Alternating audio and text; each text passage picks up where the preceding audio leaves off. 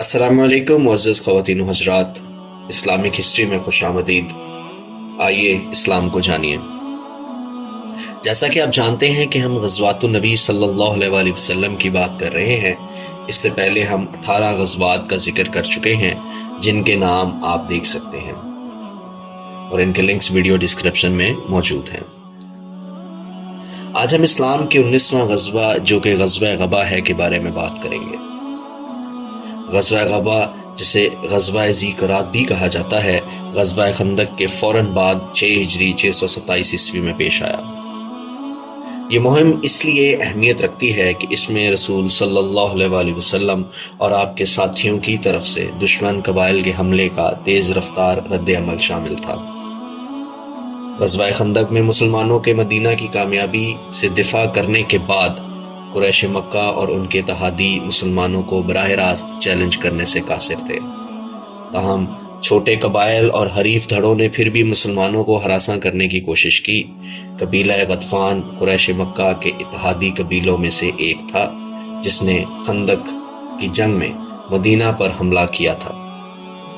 شکست کھانے کے باوجود وہ مسلمانوں کے لیے پریشانی کا باعث بنتے رہے، مدینہ کی چراگاہوں پر چڑھائی کرتے رہے اور مسلمانوں کے قافلوں پر حملہ کرتے رہے۔ غبا مدینہ کے قریب ایک علاقہ تھا جہاں مسلمان اپنے مویشی پالتے تھے۔ اس مہم کی طرف جانے والا سب سے قابل ذکر واقعہ اس وقت پیش آیا جب غطفان قبیلے کے ایک گروہ نے، جس کی قیادت عیانہ بن حسن الفزاری نے کی، نے مدینہ کے مضافات میں حملہ کیا۔ حملہ آوروں نے غبا میں ایک چراگاہ کو نشانہ بنایا جہاں نبی اکرم صلی اللہ علیہ وآلہ وسلم کے 20 اونٹ اور دیگر مویشیوں کی دیکھ بھال ایک ممتاز صحابی سلمہ بن القوع رضی اللہ تعالیٰ عنہ کر رہے تھے۔ حسن الفزاری اور اس کے آدمی اونٹ اور دوسرے مویشیوں کو چرانے میں کامیاب ہو گئے اور چرواہوں کو اپنے ساتھ لے گئے۔ تاہم سلمہ بن القوع فرار ہونے میں کامیاب ہو گئے اور مسلمانوں کو اطلاع دینے کے لیے جلدی سے واپس آ گئے۔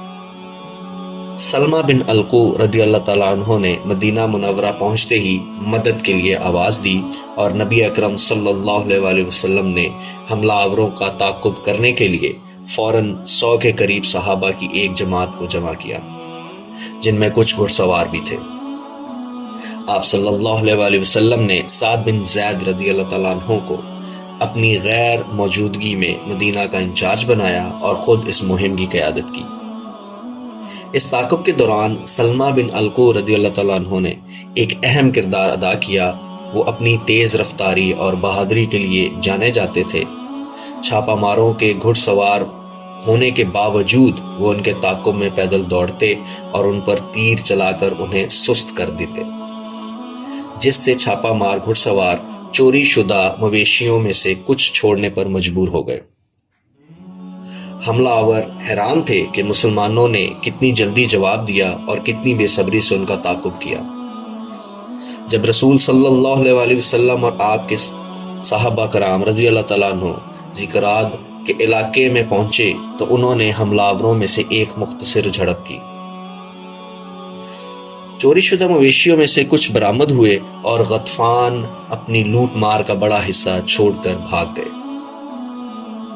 تعداد میں کم ہونے کے باوجود مسلمان خطرے کا فوری جواب دیتے ہوئے حملہ آوروں کو زیر کرنے میں کامیاب ہوئے، تاہم عیانہ بن حسن اور اس کے اکثر آدمی فرار ہونے میں کامیاب ہو گئے۔ جھڑپ میں ایک مسلمان محمود بن مسلمہ رضی اللہ تعالیٰ عنہ شہید ہوا۔ حملہ آوروں میں سے کئی مارے گئے لیکن اکثریت فرار ہو گئی۔ چوری شدہ مویشیوں میں سے زیادہ تر برآمد کر لیے گئے، حالانکہ کچھ اونٹ ضائع ہو گئے تھے۔